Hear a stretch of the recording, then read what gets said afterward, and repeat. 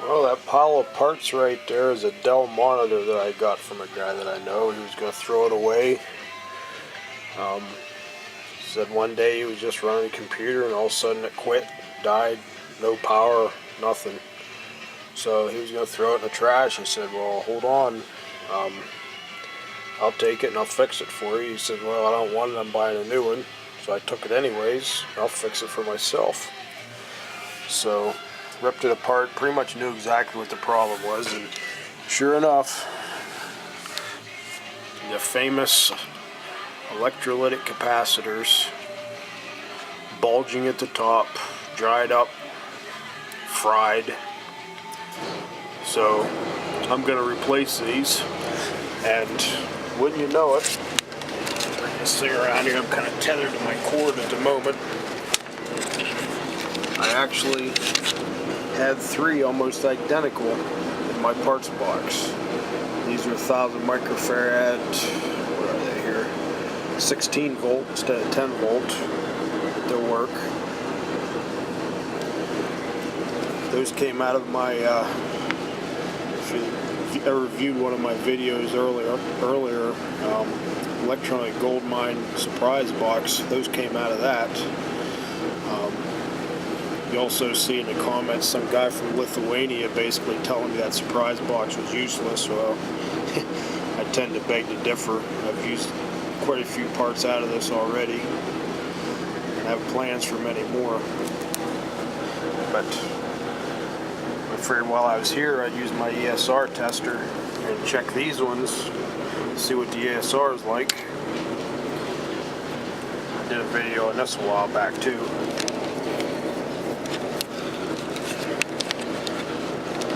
Should probably do these videos with my tripod, but oh well.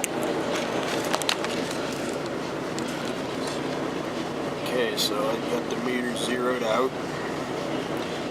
Big glare on there. I'm gonna set it up like this.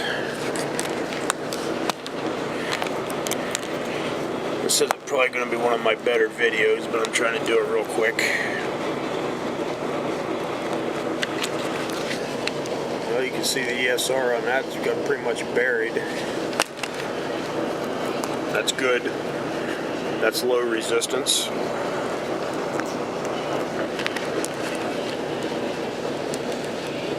Same with that one.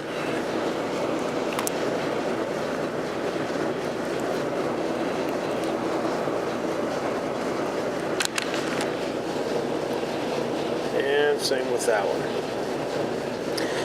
I tested the ones in that Dell monitor in circuit, which this works just fine in circuit, has a pretty low output, and it was showing right around the 40 microamp range, which is pretty significant. This display really compresses towards the end, from the middle to the, actually from about 30 microamps to 50. It really compresses. You go from like 4 or 5 amps to 0.05 amps in that span, or I mean ohms, not amps. So I'll pull them out and we'll test them out of circuit here in a couple minutes. Well, I got these 3 caps unsoldered, so it's time to test them. I'm going to test them first for ESR. See where we end up. Just scan this in a little bit. Got my tripod this time. Make things a little bit better.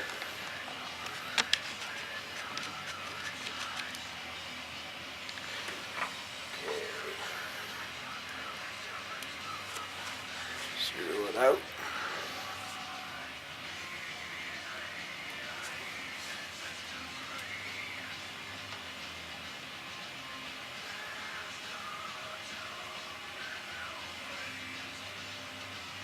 Okay, that's way high. That's well over an ohm. That's too much for 1000 microfarads for the switching supply anyways. Yeah, that was it's probably still slightly under an ohm, too much.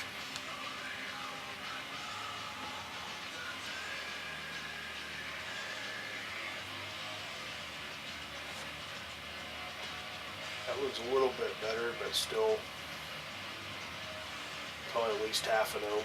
But just to give you a point of reference, here is a 1 ohm resistor.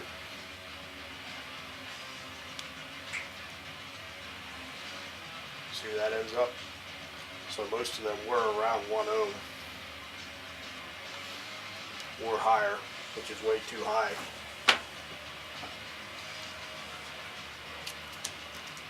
Now here's the ones I'm going to replace. We'll see how they test out.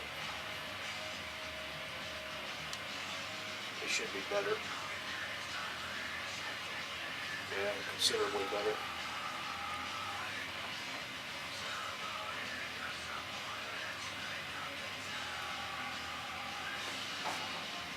Yeah, pretty much buries the meter.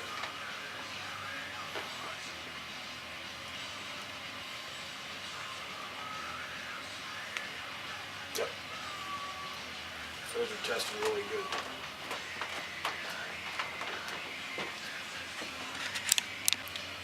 Alright, let's check each one of these for capacitance now.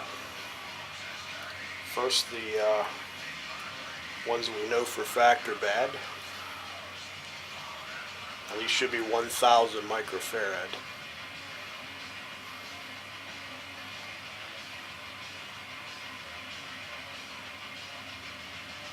Wow, 350 microfarads. That's way low. No wonder that monitor wasn't running. Let's try this one.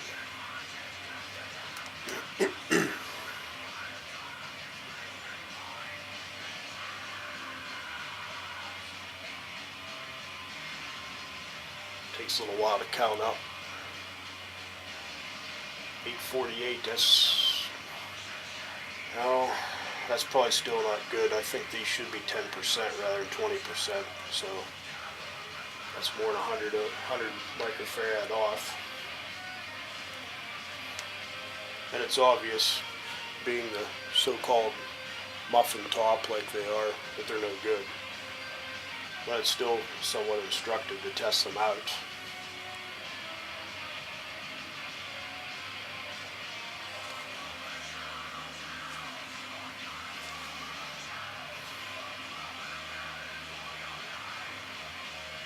$829.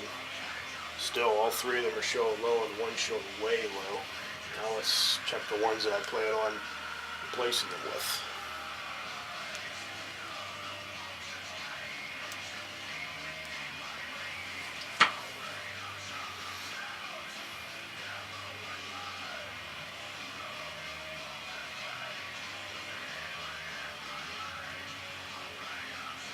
Yeah, that's pretty good. 996.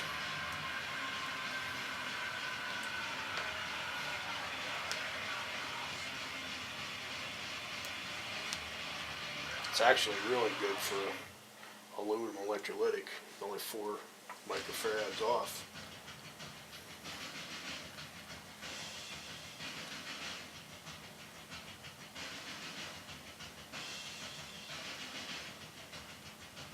$1,032, so that's actually slightly over, which I'd rather be over rather than under.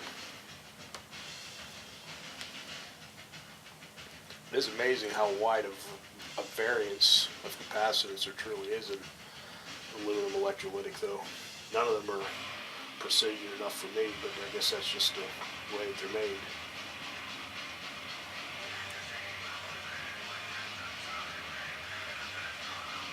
$1,050, so those all check out really good. So I'm going to solder them in and see if they can get this thing running. Well, I got the new caps all soldered in, so I'm going to bolt this thing in the chassis. You can see there's actually a spot where these heat sinks bolt on, so I'm going to have to clean that old compound off and put some fresh compound on it. And hopefully the next part of this video will show this monitor actually working. Well, let's try it out. See the power button there? Before there was absolutely nothing.